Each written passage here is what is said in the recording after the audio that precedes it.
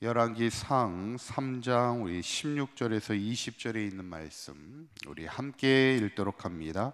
그때에 창기 두 여자가 왕에게 와서 그 앞에 서며 한 여자는 말하되 내 주여, 나와 이 여자가 한 집에서 사는데 내가 그와 함께 집에 있으며 해산하였더니 내가 해산한 지 사흘 만에 이 여자도 해산하고 우리가 함께 있었고 우리 둘 외에는 집에 다른 사람이 없었나이다.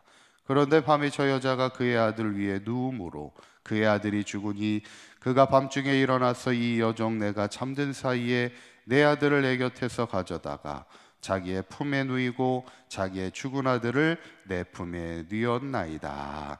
아멘. 할렐루야. 우리 지난 시간에 이제 솔로몬이 왕이 된 이후에 하나님 앞에 감사함으로 1,000번째의 큰 제사를 하나님 앞에 드리게 됩니다. 그때 하나님이 그 밤에 나타나서 그의 간구하는 듣는 마음을 주시게 되고, 간구하지 않은 것까지 부귀와 영광도 주시게 되는 것을 보게 되는데, 또 특별히 내 평생의 왕들 중에 너와 같은 자가 없을 것이라 위로하시고 용기를 주시는 그 하나님을 보게 됩니다. 어쩌면 우리도 이 땅을 살아가면서 늘 하나님 앞에 감사로 예배하는 예배자의 삶이 될 때 늘 하나님이 부어주시는 큰 은혜와 복을 받는 그런 복된 삶이 되시기를 간절히 축원합니다. 오늘 본문은 이제 솔로몬이 하나님으로부터 듣는 마음의 지혜를 얻게 되었을 때 그의 지혜가 얼마나 뛰어났다는 것을 잘 보여주는, 우리에게 어렸을 때부터 잘 알려진 그 솔로몬의 재판의 이야기입니다. 우리가 읽은 본문의 말씀을 보면 하루는 창기 두 여자가 왕에게 나오죠. 그리고 두 여자가 한 집에 사는데 사흘을 간격으로 아이를 출산하게 됩니다.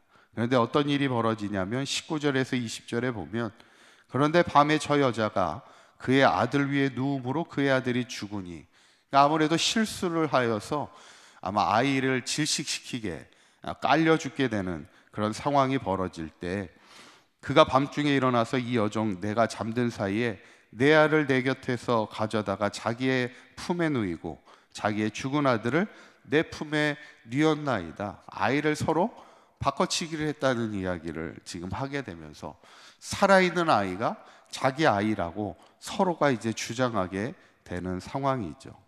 우리가 보통 이렇게 법정 싸움에 가는 것을 이렇게 보면 특별히 이 외적인 증거가 뚜렷하지 않은 그런 상황 속에서는 사실 판결하기가 쉽지 않은 상황입니다. 지금도 어떻게 보면 증거가 뚜렷하게 나오지 않는 상황에서 마음을 가지고만 지금 판단해야 되는 상황에 참 쉽지 않은 상황이죠.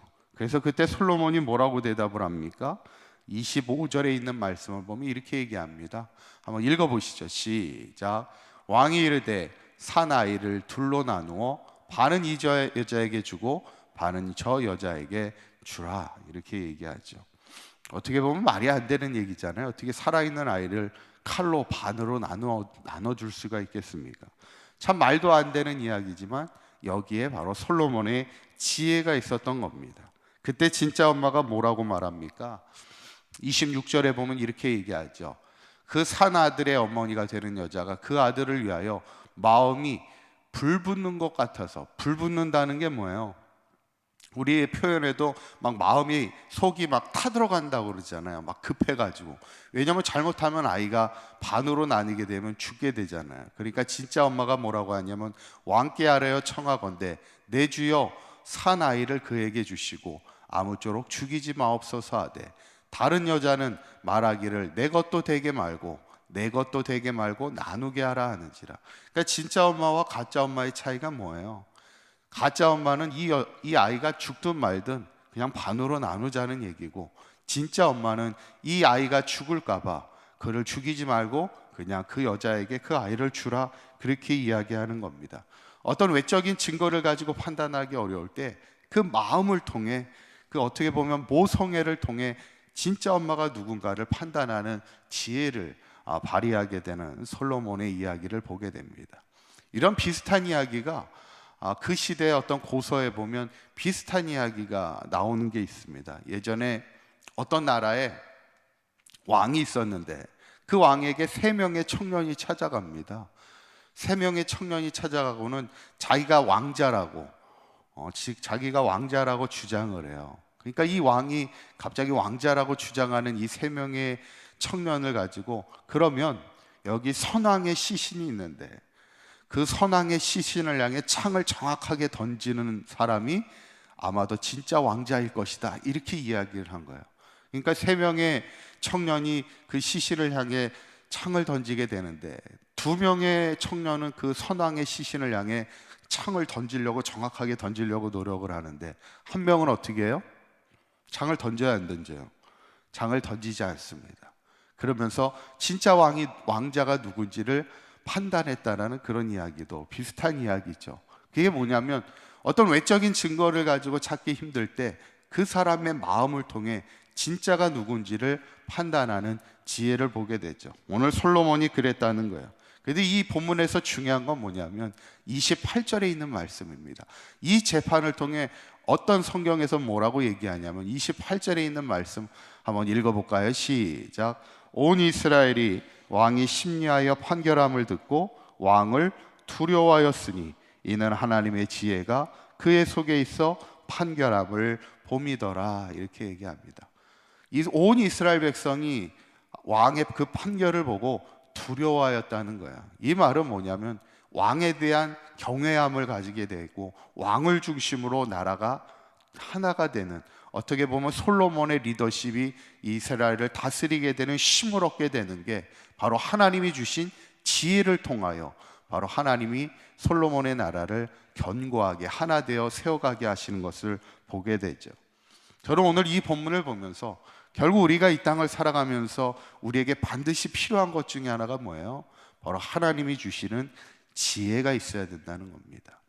지혜가 뭘까요? 어리석음은 뭘까?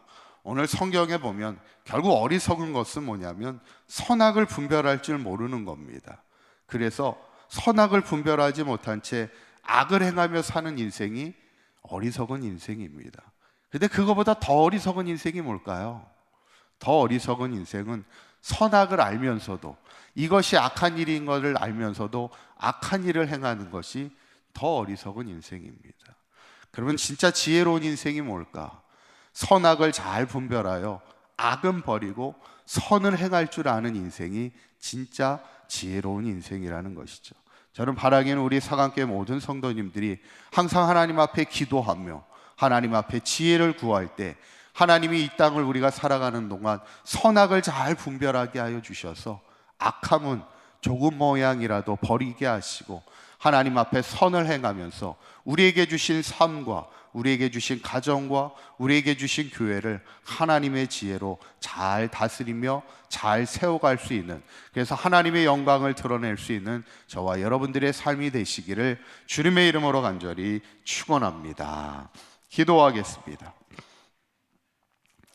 고맙고 감사하신 하나님, 오늘 솔로몬에게 주신 지혜를 가지고 솔로몬이 그의 나라를 견고하게 세워가게 하심을 보게 됩니다.